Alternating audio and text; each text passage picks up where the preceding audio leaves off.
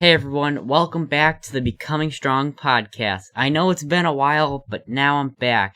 I've gotten so many messages over the summer where asking, where's the podcast? When's it coming back? And I've listened to you all, I've taken it to heart, and I'm coming back out with this interview. I'm going to try and do something a little bit different with these podcasts from here going forward. I'm going to try and make them a little bit shorter, probably do 1 to 2 podcasts a month and really bring you the best interviews that I can. Now, it wasn't my intention to take the summer off. I wanted to bring out so many podcasts for all of you to listen to while you're doing your cardio. I see you posting that on your stories, tagging me in it.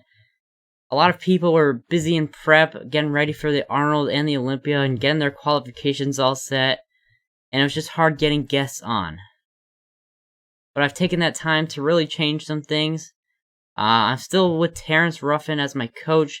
I'm closing in on 165 pounds, and if you've been listening to the podcast for a while, you know that I started freshman year at 98 pounds, and I'm just started my junior year closing in at 165 pounds, and it's crazy to think that I've come this far. And I just want to thank you all for the support you've given me throughout this whole time. And I kind of want to return the favor and support all of you. Before I did this interview, I got a message on Instagram, and it was a question for Rachel Daniels. And we do answer the question in the podcast later on, but it really made me think, so I went and clicked on her profile, and I saw that she's going through an awesome transformation herself, and I left a comment saying that she should keep up the awesome work, and her transformation is really awesome. And that left someone else to leave another amazing comment. And it said how awesome it was that I take the time to click on someone else's profile and give them a positive comment and make them feel good about themselves. And what I've decided to do is make a hashtag called MyBeastSelf. And when I do this, I want all of you watching to go on Instagram and use this hashtag MyBeastSelf. And I'm going to start showing it before or after the interviews, depending on when I feel like doing it, but I want to support all of you, show the world the transformation you're all going through. And it doesn't have to be all transformations necessarily.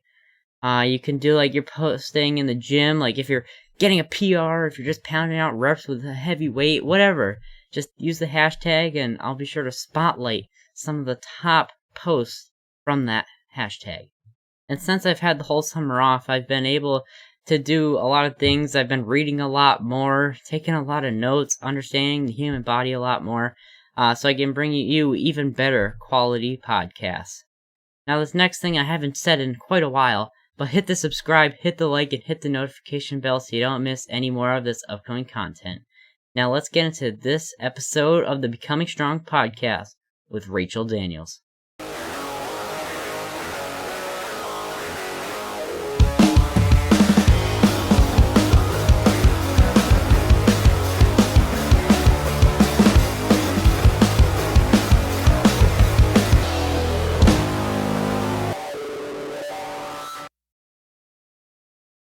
But we are back with another episode of the Becoming Stronger podcast. Really excited for this. I think it's going to be a lot of fun, and I hope you're ready. I'm ready. Thanks for having me. Yeah, so the first thing I want to talk about is something that I think is really cool of you, and you have a sword tattoo on your chest, and the only other person that I know that has a sword tattoo on their chest is Brock Lesnar. Yeah. And I think yours is a lot more savage than his. So yeah, I mean, yeah, his looks a little weird now. It doesn't even really look like a sword. Yeah, but do you mind telling everyone why you wanted to get that and how bad did it hurt getting it right there in the center? Yeah, sure. So I got this was actually my first tattoo I ever got. I kind of went home on it. Yeah, it's actually a pretty symbolic tattoo for me because it kind of marks the time period where I first started bodybuilding. So I was going through a really rough time and kind of was at a low point, and I just wanted to start again and kind of bring out the best parts of myself, reinvent myself in certain ways. And I literally got this tattoo as a constant reminder of the occasion that I needed to rise to. And it'd make more sense if I explain the tattoo. So the sword I have is supposed to be a Damascus steel sword, which, you know, in legend they say is like indestructible, unbreakable. That's the kind of resilience it represents, right? And then if you look at my tattoo, I have 2 wings on either side of the sword, and those are supposed to be Valkyrie wings, so it's kind of like a Nordic piece. And then I have a Vegvisor compass on the bottom, which is more Nordic Viking, and it has different Germanic runes in them. They all mean different things. And if you watch Vikings or you know anything about Nordic mythology, which I'm super into, is the Vegvisor compass actually represents. It's not a true compass that guides direction. It's a symbolic piece that the Vikings would put on their ships, and it kind of represented the fact that even if we don't know our destination, which they often didn't, we'll always, even if we don't know where we're going, we'll always find our destination or cause, so to speak. And then the Valkyrie rings, obviously some serious female warriors. So I got it in 2018, and I really thought a lot about what it represented and spent a lot of time with my tattoo guy making it a really powerful piece. And I got it right on my chest, so that every day I looked up in the mirror and I had to see it, and I forced myself to rise the occasion of being all the things in that tattoo. So yeah, it hurt really bad. I don't know how other like minor tattoos. I've got my knuckles done since then, and those didn't hurt half as bad as this one. It took like, a good amount of sessions. Like the chest bone and then the ribs. Yeah, the ribs are rough. Actually, the part on my stomach hurt the most, I think. But ribs definitely tickle if you're ticklish. Yeah, so you brought up 2018, and that's when you like started like training seriously, right? And that's when you did your bikini show at like 105 pounds. Yeah. So when in 2018, I decided to get on a meal plan and start, you know, actually weightlifting. I never really weight trained, so to speak, and I was pretty small at the time. I was a gymnast for a while before that, so I had good shape and potential, but I was still pretty tiny. I was, like you said, around 105 pounds. So I started weight training, and I got lean pretty quick, and I wanted to compete in the only category that my muscle at the time kind of matched was bikini. So that was a good starting point for me. And I did, I actually didn't do the NPC at first. I went with a different league that's bigger in like Europe and the UK and stuff. It's called PCA. So I started with them and did bikini. I did my first bikini show in Lakeland, and I won, and I went to their world championships, and I placed really well there. So that was kind of like the most I could have done with that league. And it's a great league, but I wanted to go to the Olympia. So I moved over to NPC, and I was planned on, you know, maybe doing figure, but I just kind of got big enough and fell into my home at women's physique. So I did my first NPC show in 2019, and the rest was history. Yeah. What was like the spark that lit to make you want to go to women's physique? Because that's a big change from bikini. Yeah, it was.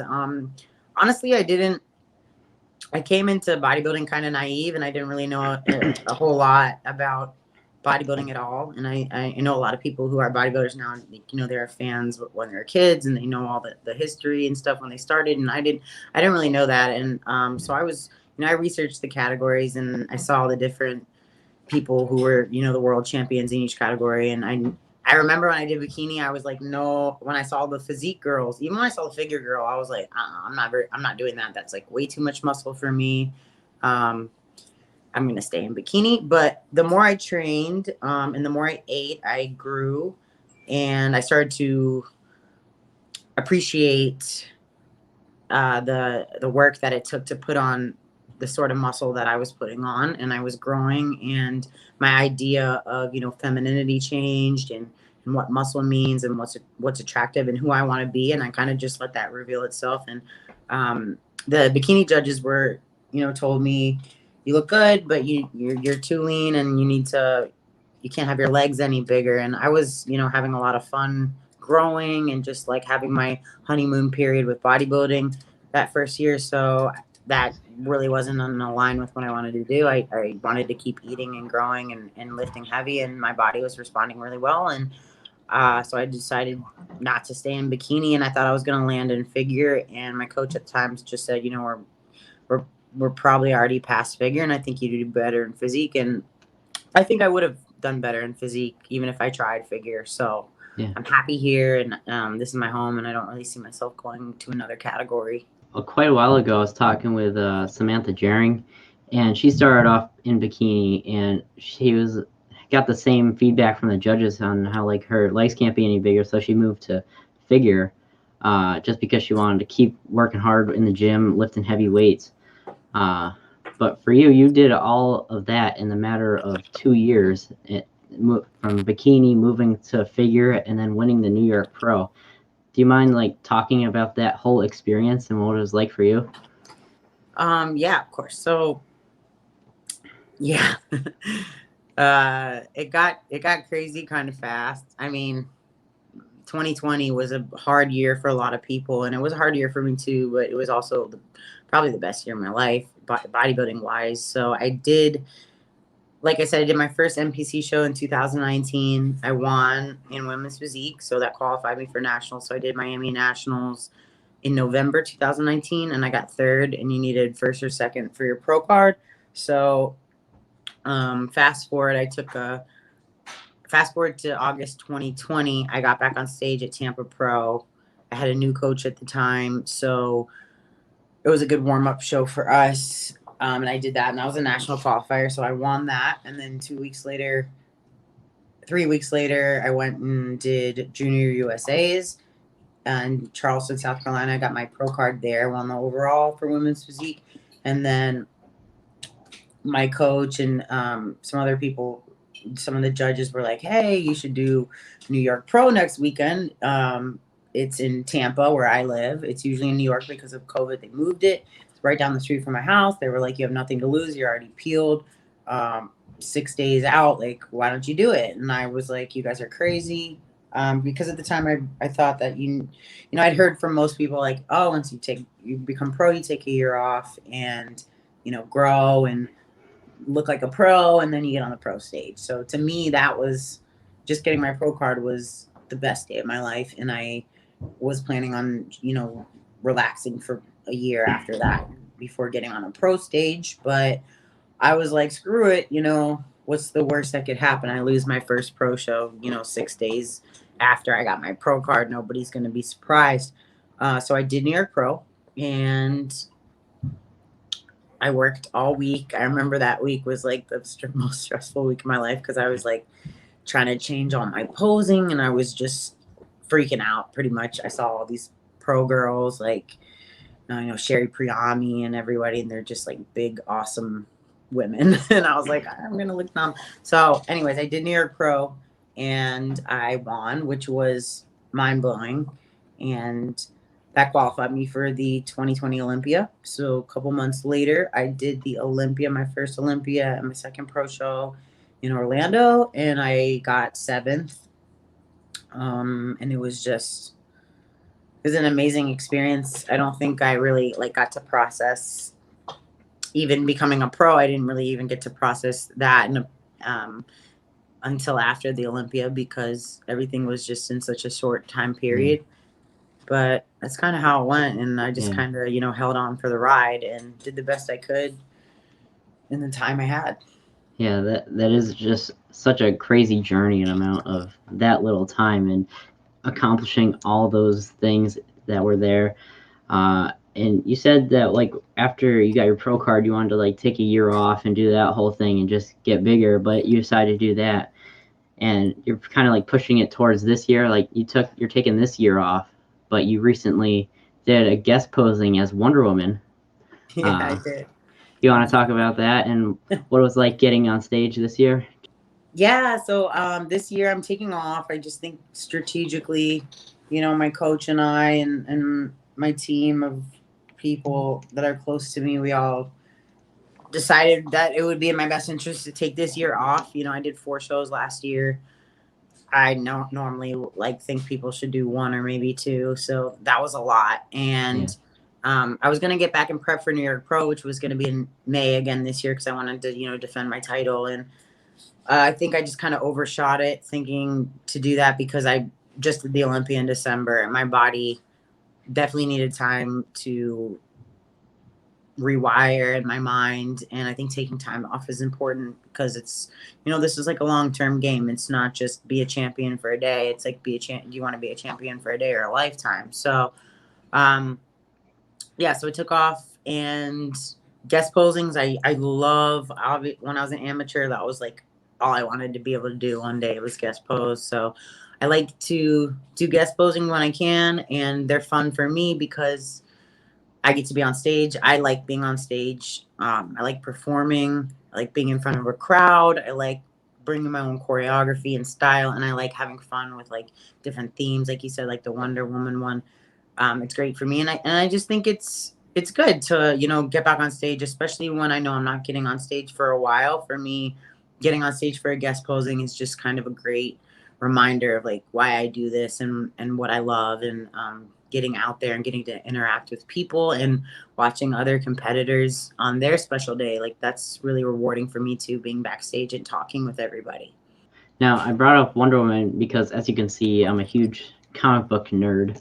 And I wanted to ask you why you chose the name Lois Lane as your social media handle. Yeah. Cool. Yeah, a lot of people want to know that. So I'm probably not as big of a comic book nerd as you, but that's okay. So when I first started, I don't know, the name Lois Lane was kind of more symbolic for me. Like I felt like she was always kind of being saved. She was kind of a vulnerable person who didn't really.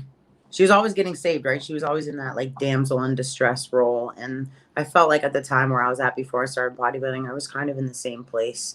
I was always blaming the world for my problems, and I mean, I'm obviously a little different than her, or I always felt like nothing was my fault or somebody had to save me from the positions that I was putting myself in.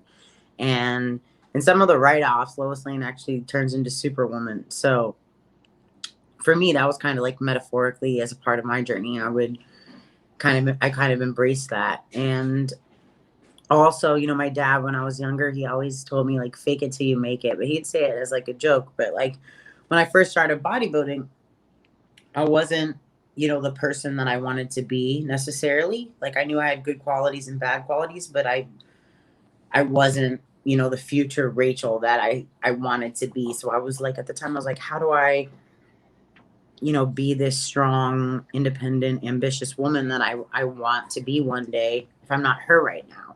So I think sometimes making a little alter ego like that can help you out at the beginning. And I would do that, you know, every day when I would leave work, I would get in my car, I'd put on like my favorite song, and I'd head to the gym, and I'd be like, okay, well, Rachel just went to work. We're going to turn Rachel off for a little bit. We're going to turn Lois Lane on. And that helped me a lot. Like I would embody that identity at the gym when I first started. Like if I was nervous, I'd be like, well, Lois Lane wouldn't be nervous. Superwoman wouldn't be nervous. So I'm going to act like that. What would Superwoman do here? You know, she would finish that set. She would, you know, walk in the gym with her head held high, even though she's nervous and doesn't know any exercises. Like, so I did that for a while, and it kind of just caught. And yeah, and fast forward, it stuck, and it's a part of me now. Yeah, I think that's an awesome story. Now, like in the comics, Lois Lane has her Superman. Would you say that like Terrence is your Superman? Oh, no pressure. Terrence is definitely, like, if we just keep it 100, he's definitely the closest thing to Superman that I've seen. So I think, I mean, I don't need one, but I want one. So yeah. Yeah, but I wanted to say that I feel like you are such a huge inspiration for so many people out there, because everyone sees your transformations that you put up on your Instagram from 2018 to where you are now, and I feel like so many people can relate to that, wanting a change in their lives, being from like for me, like being a skinnier kid to like working really hard and putting on size and just trying to get better every single day, putting in the work for that. And I think so many people look up to you for inspiration. Thank you. Yeah, I think that's amazing, and I don't take that lightly. I think a lot of people, especially with like social media and everything we have today, we're living in a culture where all you see is the extremes, right? It's like top 10 most haunted houses, top 10 best foods, top 10's biggest bodies, top 10, it's all the most extreme of either side of the spectrum. And the reality is the majority of people aren't extreme or elite or the prettiest or the best or the fastest. It's not. And we live in a world where we have things like social media and the internet and TikTok or whatever you want to call it. And everyone on here, all you're seeing is extreme and elite sides of the spectrum all day. And I think that makes most people not realize that most people are just like them. And I think what you can do if you have any sort of influence on a spectrum like Instagram or the bodybuilding community or whatever community you're in, it's kind of your job, or what I would have liked to have seen. I know when I first started was more people at a higher level in a certain sport, being more relatable and just putting the idea out there that like, hey, I'm not perfect. Like, hey, there's things about me that are like you, and we're not that different. And if we're not that different, then you can do the same stuff I'm doing. And I think that's a lot more powerful and genuine than getting on the internet all the time and pretending that every Olympian was just born in a perfect life with perfect genetics, with no problems or anything, and just be this unrelatable icon. That's not going to help anybody who started out the way I started out. We just wanted to know that we're not alone and we can do big things like the rest of the world and not be perfect doing that.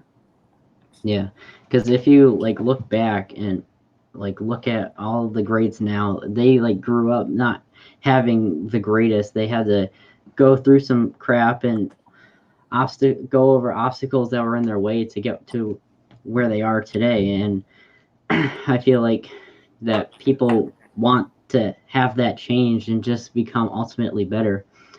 And I Absolutely. think, like I said, if they just put their mind to it and they just put in the work and want the change, then they got it. Yeah, you definitely got to know your why and definitely do it for yourself, and not anybody else. But yeah, I think it makes that job easier if you're being honest with yourself. And I think people like rawness and vulnerability. So I try to do that. And I want to like go back to what we were talking about earlier, and how you were taking this year off. Do you mind discussing your plans to return to stage next year? So my coach and I decided. My coach is Shelby Starnes, by the way, best coach in the world. Love him to death. We been very communicative about my competing, my seasons, and this and that. So I think my last time I got on stage was the Olympia in December. So I'm gonna take this whole year off. From competing, not from working and training and doing everything I need to do as an athlete in the meantime. And I know by the end of the year I'm going to be itching to get back on stage, and that's kind of where I want to be at, to where I'm just like dying to get on stage. And so I'll probably try to do an early show next year. I know I have a show in mind that I want to do. I just have to see what the schedules are like next year and what categories are invited to certain shows. So we'll see what the schedule says, but I'm going to be on stage probably as early as I can next year, and wouldn't mind defending my title, or trying to get my title back, I guess, at New York Pro this year, and maybe stuff before that if the schedule lines up. Now, are you like excited to get back on stage, or are you a little bit nervous? Like, where do you stand on that? I'm always excited to get on stage. That's my favorite place to be. Nervous? I don't know if it would be nervous. I'm just I'd like to I know I really want to improve. There's a certain amount of improvement that I want to make if I'm taking this much time off. between stage shots. So I'm holding myself, I guess, to a high standard. So wanting to meet that expectation that I, really made some big moves, taking it off a year like this, that I'm definitely holding myself to that standard. So I don't know about nervous, definitely excited. Definitely want to see what kind of work I did on my off season and if the methods that I found the most fit with my diet and my training and stuff really paid off. But I'm never too terribly nervous. Yeah. Maybe a little bit right before I walk on the stage, but I wouldn't call it that. Yeah. Now this is kind of where I want to break off into where I think a lot of people know you from, and that's your posing. And I kind of want to like take it from the beginning. Like, do you have like as a child, did you take any like dance classes, like ballet or anything like that, that influences your posing today? Yes, definitely. My parents threw me into I was like super wild, had a ton of energy, so obviously best thing to do is like throw your kid into a bunch of different sports where they can jump around all day. So yeah, I was in gymnastics, soccer, and dance since I was pretty much walking. Specifically, I started getting really serious in gymnastics. I was probably doing gymnastics since I was like 2 or 3. So I got really good at gymnastics, and that was pretty much my whole life till I turned around and dance. My parents threw me in dance, but gymnastics really took over my life until I was around 14. And then I had to get some pretty major back surgery, so that kind of ended my gymnastics career. After that, I was around 14. Then I got really more heavy into dance, musical theater became huge for me. Jazz, ballet, point, lyrical, hip hop. And then I was a backup dancer for a long time with a group for different events and celebrities or whatever. Probably until I went to college. And when I was in college, I didn't really dance or do much of anything except for party and study, if I'm being honest. And when I came home, I got back into not back into bodybuilding, but I got into bodybuilding, and I didn't really come back to dance or that side of my performance self until I did start bodybuilding. I think I was kind of upset at myself for abandoning it for so long when I went to school, and I just was like, oh, like, you're probably not good at it anymore anyways. But bodybuilding surprisingly gave me a chance to reunite with all that and to use everything that I've practiced my whole life in, and that is posing, which is a great for me. Now, like back then, what was it like for you, like getting on stage to dance in front of a crowd at like a concert or something like that? Honestly, like the bigger the show it was when I was younger, the bigger the show was, I always was like less nervous. Like, so if it was like more people, it was like I'd rather have like 50,000 people or 100,000 people or something like that than like 10 people, because when there's like a ton of people, you can't really see their faces, so it kind of looks like a sea of light. So that's not as scary. I was never super nervous, honestly. I always kind of like go somewhere else on stage, like when I'm posing or performing.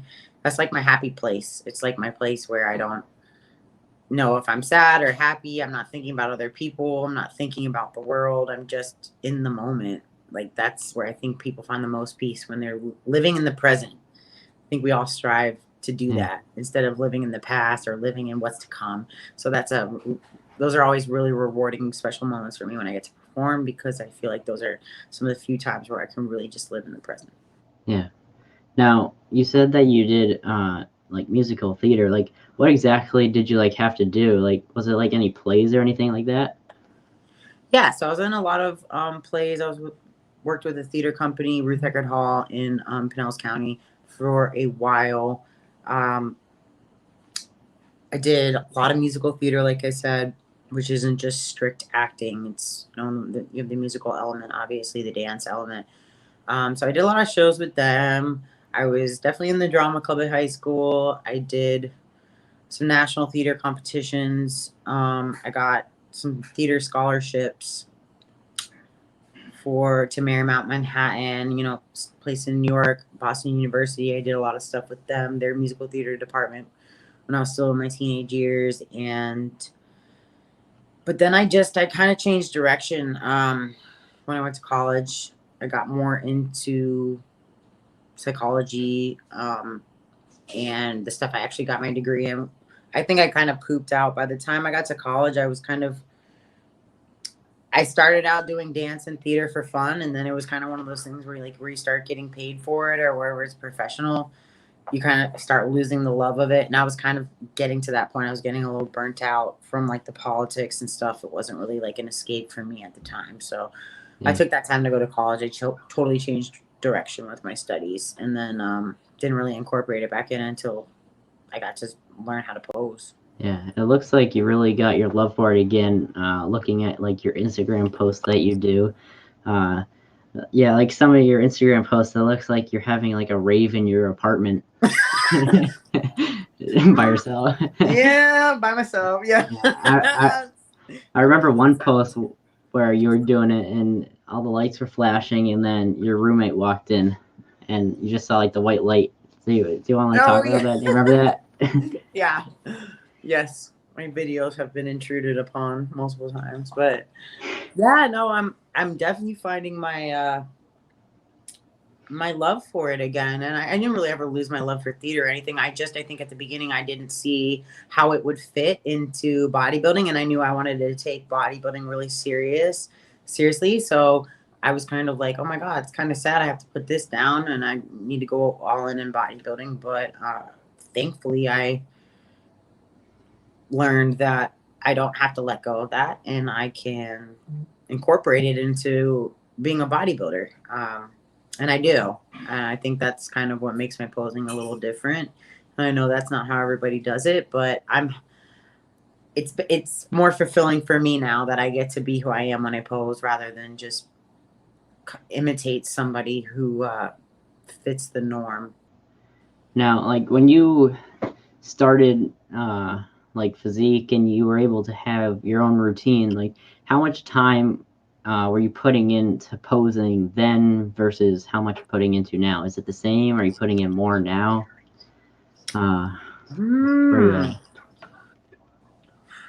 Probably equal amount. Like I probably put the same amount of time of posing then as I do now. I probably freaked out about like looking stupid way more back then than I do now. But like when I did bikini, I practiced a lot, and I probably researched bodybuilding and classic posing way more than bikini. And that was one of the reasons I didn't feel at home there, because I didn't feel at home in the posing. And but when I got to physique and stuff, and I was like getting ready for that, like I definitely I started posing a lot more. And I think there's a period of time where you have to go through just looking stupid and getting comfortable with yourself. And it was kind of a big feat for me, because I hadn't like danced or freestyled in a long time. So I had to kind of drop my ego and start from nothing. And I was like, it's not like dance. It's definitely different. But then I kind of learned that I could incorporate my dance into it. And there was a lot of technique stuff at the beginning. I still try to do some technique stuff, but now I'm more comfortable as an artist in my style and my capabilities and my confidence. And I'm at the point where I'm trying to branch out and take on different genres with my posing and stuff. But I still practice a lot, and I pose whenever I can, because I don't think you should ever rest on talent or skill. And yeah, it's the same as when you first started. There's always somewhere to go with it, if you will. Did posing come easy for you, like learning how to like open your lats and do that sort of thing, or did like take a long time to learn how to hit some of those poses?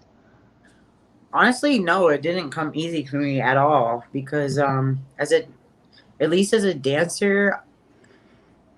So think about it. As a dancer, you're more so trying to impress people with your movement, right? So how your physique looks as a dancer is important for the flow of things in the bigger picture, but it's not necessarily like, hey, I have to make sure the judges can see my delts or my biceps or my quads. Like, that's not as important. Like, if I do a cool dance move, you're not going to be staring at like the separation in my quads. You're going to be like, wow, that was a cool dance move as a whole. So now I'm a bodybuilder who's a former dancer, and I have to learn that you're showcasing every muscle. You're showcasing the muscles in your body. Like, it's one thing to move fast into a cool dance routine, but did you also showcase all the muscles that they're judging in their best light?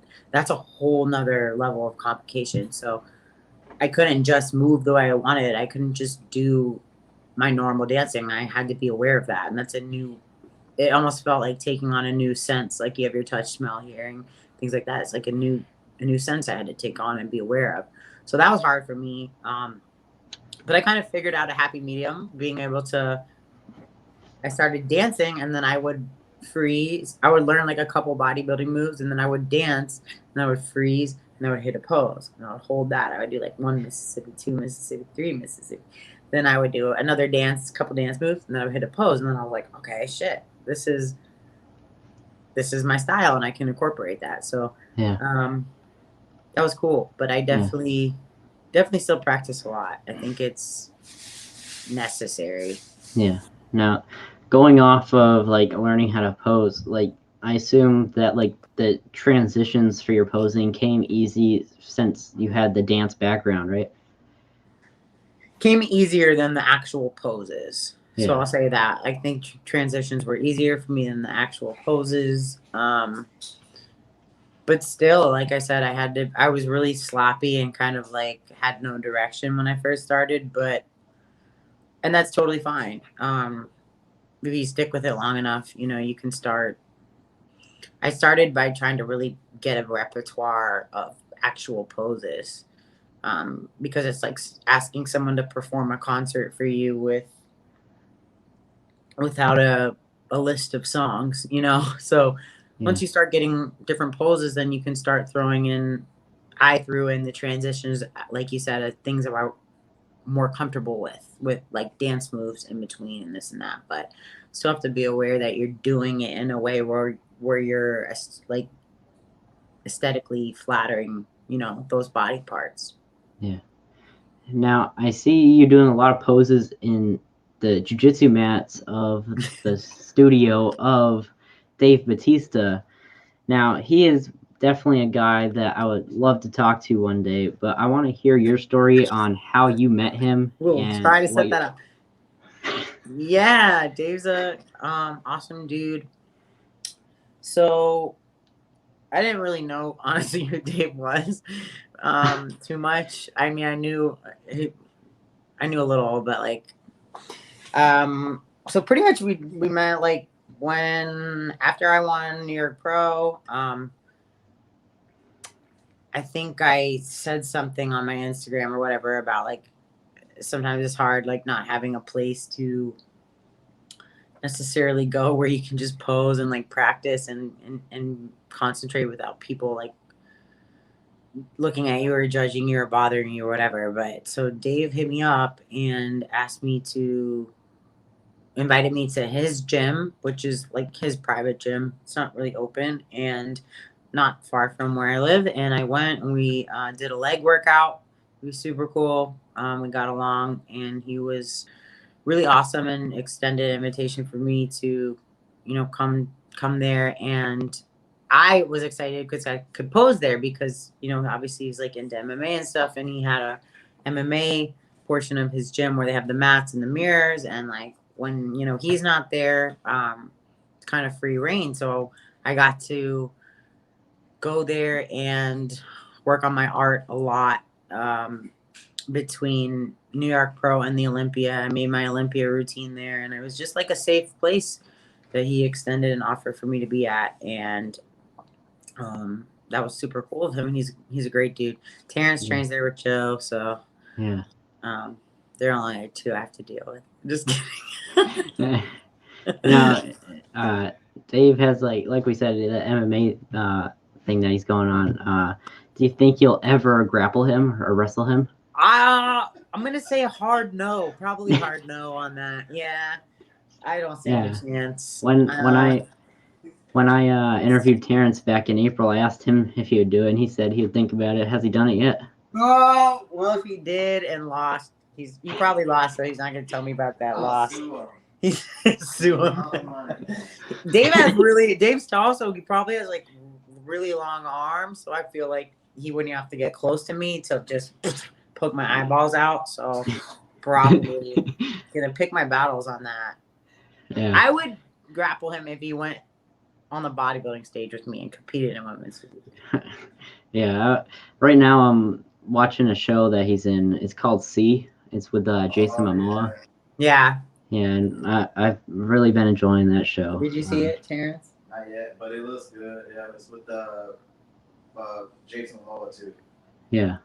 Jason? Oh, he's awesome. Yeah. Good looking guy. Good looking. Yeah. Another guy that I think is really cool that I've seen you been around is Kai Greene. Yep. And the whole experience with that, and like doing the whole posing sessions with him. And if people don't know about this, you want to like tell them what's been going on with you two and the whole posing. Yeah. Yeah. So Kai was an influence for me when I started getting more into posing, because like I said, I when I first started posing, I didn't realize that you could create your own style. Well, I wasn't confident in that realization, at least. So when I saw Kai, he everyone knows that he, has his own unique style. He's kind of a dancer. He does like pop walk, hip hop sort of stuff. So when up until that point, I figured there was like only a certain way that you had to pose. It had to be very textbook. If it wasn't like this, then it wasn't accepted. And then I saw Kai, and he, inspired me in a lot of ways, because he reminded me that like, hey, it's okay to be different. And if you're weird and you have something that doesn't fit the mold, it still has a place in your bodybuilding career. So I really, as a dancer, related to that. And I said, well, he's doing his own thing and he's still doing bodybuilding poses. I'm going to do my own thing with my own style. And I'm going to throw in my bodybuilding poses. And like, maybe no one else is doing it, but like, I'm going to do it. I'm going to do me. So that's how I first saw Kai and was enlightened by that. Then as I got more into bodybuilding, I had the opportunity to meet with him and pose with him, and we hit it off, and we decided to do a project together, and we did, and that was great. He's a good guy, and I think he learned a lot from me, and I learned some stuff from him, and yeah. With doing like the whole thing together, I assume that you got like training sessions in, or was it just all posing? Yeah, we had some workouts together, definitely, and he definitely trains hard. I would try to fit, whatever I was training in with what he was doing, but sometimes it's, it doesn't work up. So sometimes, you do legs 2 days in a row or whatever. But yeah, I'm grateful for being able to work with him and learn from him and seeing who he really is, and vice versa. I don't take that lightly with anyone I get to be around. I try to learn from everybody that I interact with. Yeah, I think that's really cool. And I think I heard someone say that he's also into comic books, right? And like the superhero thing. Yeah, he is. Yeah. He is. Yeah, he's a character. Cool. The last thing I have before we get into the fan questions is something that is happening next week. We have the Arnold Classic coming up. And oh my God, that's next week. This is gonna be the first bodybuilding show that I'm actually going to ever. So you're going? Yeah. Oh my God! So we can meet each other. Yeah, I'm excited to go. How tall are you? If you're as tall as me, I'm gonna be upset. I'm 5'8". Oh!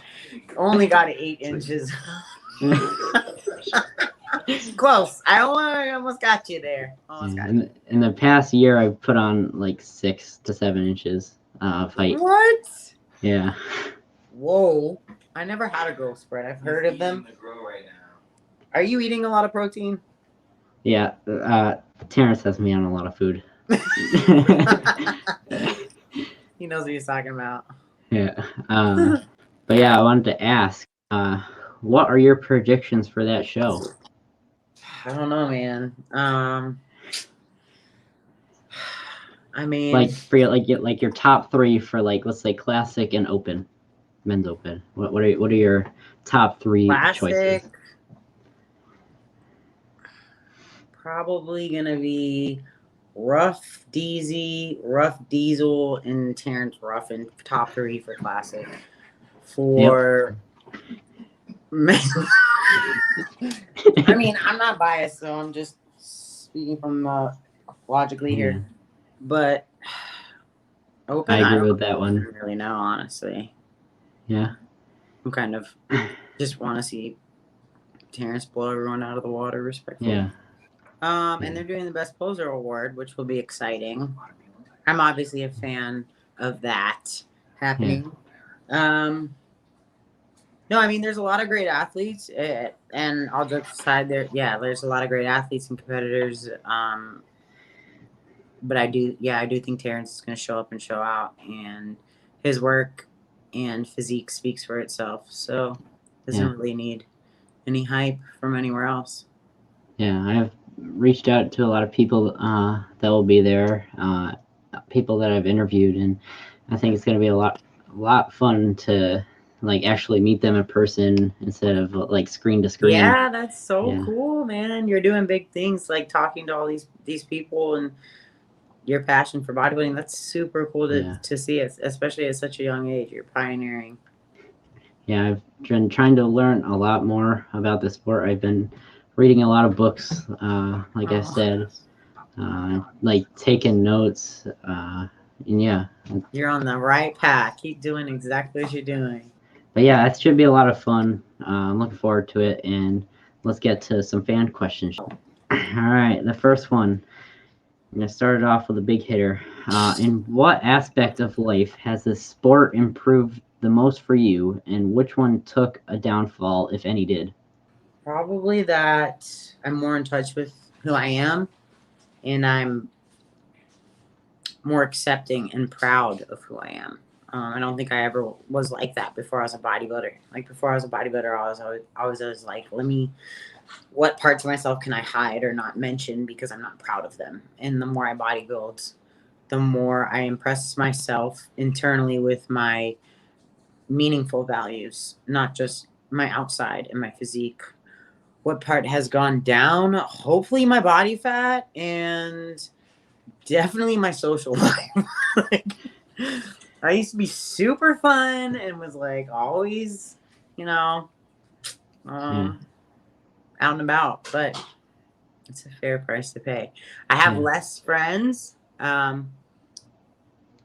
but I have more meaningful relationships, and I have more loyalty in my circle and more genuine conversations and all of that. And that's such a fair trade for me. So, yeah. Yeah, I can relate to that. Like, I've made so many awesome relationships through the whole podcast thing and doing this. And my friends have asked me like so many times to like go and hang out with them, and I'm like, I have a podcast to get ready for. I have to do research on the guests. I have to go to the gym. I have to do all this sort of stuff. And good for you. Like no, as much awesome. as I would like to, I feel like doing what I think I could have a big future in is what I should put my mind to. I agree. It's just it is. It's at the beginning, you're kind of like, oh my god, am I being boring? Am I being lame? I'm losing friends. Like, what's gonna happen? It's like those people weren't, they weren't meant to be along the ride with you the whole way, and nobody will see the bigger picture until you create it. So yeah, I agree. Terrence, Chris, and Kai excluded. Okay. Who and what was your favorite poser and routine, and why? I don't know. Honestly, I don't think Kai or Chris I've ever seen. Kai had an Arnold routine that was cool. Chris, honestly, I've never really looked at for posing. I think he's a great athlete, but Not Terrence. Favorite? I don't know if I have a favorite. Daniel showed me some Corey Everson the other day that I hadn't seen before. Oh yeah. That like really impressed me. I was like, whoa, this girl's got it. I don't know. Yeah. I don't know, honestly. All right. Who was your bodybuilding inspiration? Honestly, I don't want to sound any type of way, but myself. Like, nobody's inspired me more than myself. Yeah. People have inspirational stories, and I could name off a bunch of names. People who do incredible things, but nobody's underdog story has meant as much to me as my own. So I usually, if I'm looking for inspiration, I don't look up a motivational video. I'll just sit where I'm sitting and I'll say, where were you 3 or 4 or 5 years ago on this date back then?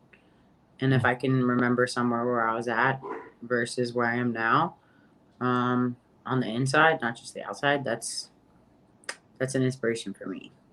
Nice. This one comes from Rough Diesel himself. Oh my God. Where do you see yourself in 5 years? That's tough, bro. It's gonna put me on the spot like that. All right. 5 years. Okay, so I'm 29 now. Just turned fresh 29. I'd like to have an Olympia under my belt, if I'm being honest. I'd like to grow my business. I'd like to especially grow my posing business. I think that's my niche. That's what I want to do. I want to definitely be moving, I wouldn't say moving on from bodybuilding, but I would like to be at a point where the idea of me broadening my horizons has expanded enough at that point to where it's not just an idea. Like I said, I'm a performer, and the more I do this and the more I work with different people and see different aspects of this, I want to be, I just think there's bigger things than the bodybuilding realm. That's not to say I won't be a bodybuilder, like I said, but yeah, performing, breaking into that more outside of the bodybuilding spectrum for sure. Yeah, and being able to travel more, having a lot more memories and experiences under my belt. Yeah. No more masks. Yeah.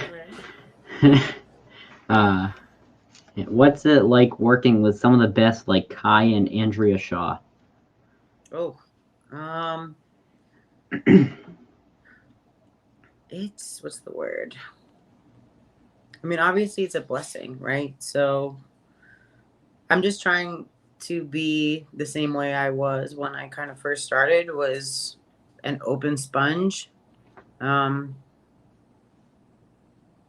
learning. Like, I really do truly try to learn. Like, I'm not one of those people who ever is like, oh my God, I know more than you and there's nothing else I can learn on this topic. Like, I very much appreciate somebody giving me knowledge that I don't already have.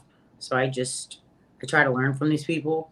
My dad always taught me to treat other people the way you want to be treated. That's like one of the most important things to him that he taught me. So I try to give people the effort that I would want to have been given to myself in any situation, whether it's, they're posing or working with them, doing partner work, being a friend, things like that. That's a big value of mine. So try to do that and have fun along the way. Like, that's super important. Make memories and like just be in certain moments where you're like, yo, this is like, if I would have thought I've been doing this years ago, like I would have been mind blown. And you just kind of, remind yourself of that and be like, this is really cool and awesome. Don't take advantage of it. Live in the present, because one day you're going to be just looking back on this and being like, those were the good old days. Nice. These last couple are rapid fire, so answer them as fast as you can. Oh my God. Okay. Favorite show you're watching right now? Oh, Handmaid's Tale. Last movie you saw? Shang-Chi. What's it called? Shang-Chi. Shang-Chi. Inside Out. Actually, I saw it Inside Out after that. Oh yeah, I just watched Shang-Chi. I thought it was a really good movie. Right? Yeah. Cool. Kung Fu. Could be posing routine. Okay, keep going. Any bands or songs that are pumping you up right now? Yes. Pandora. New song 2WI just dropped. Really cool. Nice. When was the last time you went out to eat, and what did you get? Went out. I don't remember if I went out, but I Uber Eats. We went to DC to Mexico. Oh, we went to this Mexican place in DC because we're Terrence's guest posing. I don't know what it was called, but it was really good. It's really good. Yeah. What's a book you recommend everyone should read? The Art of War. The War of Art is a good book too. They're both good. All right. Last one. How often are you on social media every day?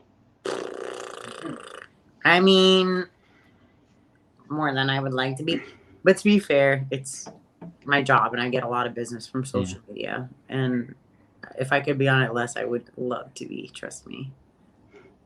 All right.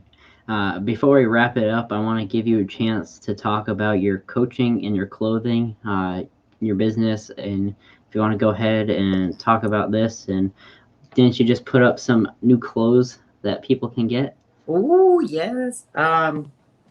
Cool. So all my products and services are on therealloislane.com with one L. I do posing coaching for all categories, mandatories, also routines. I have a clothing brand, Iron Heroin. If you go on my website, you can see all our clothes there. We just dropped a new shirt, which is awesome. And these are for men and women. I have nutrition and training programs on our website, so you can get coaching with me, whether you're a competitor or just lifestyle client. If you want just training programs, you can go on my website too. And if you want pre-made ebook workouts, you can go on my website. So Awesome. that's it. Yeah. I had a lot of fun today. This was an awesome podcast. Feels good to be back. Yeah, welcome back.